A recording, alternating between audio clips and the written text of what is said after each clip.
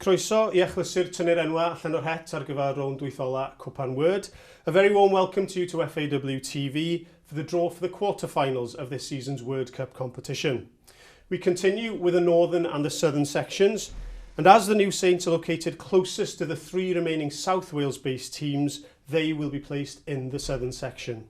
And cadw cwmni mi heddiw, mae Osian Roberts, is reolwr tîm cenedlaethol Cymru. Osian Roberts, Wales Assistant Manager, very warm welcome to you. And he'll take the names out of the bowl, and we will begin with the southern section. The teams are Carmarthen Town, Haverfordwest County, Port Talbot Town, and as mentioned, the new Saints. Diolch, Osian.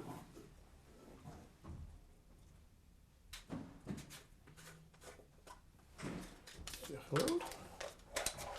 Carmarthen Town, Cyfyrddin.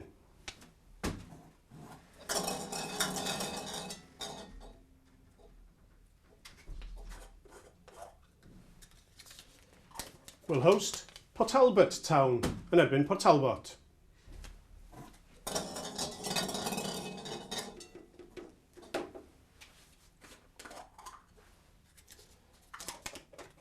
The Saintiau newydd, the new Saints, and they will obviously therefore, hopefully, will host Haverfordwest County, Hulffordd. So that concludes the southern draw. We'll move on to the northern draw. Symud ni mlaen i'r tîmau yn y gogledd. A'r tîmau yn y gogledd, the teams are Airbus UK, Caernarfon, Gap Connah's Quay, and the only remaining wildcards, Denbigh Town. Felly, draw at chi, Osian.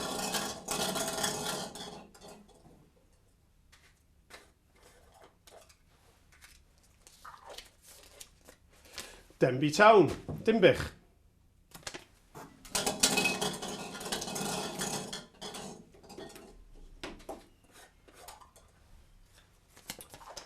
Yn erbyn Airbus, Airbus UK.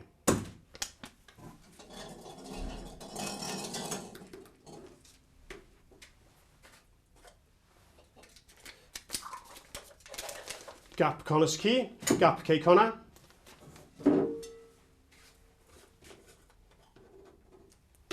Yn erbyn Caernarfon.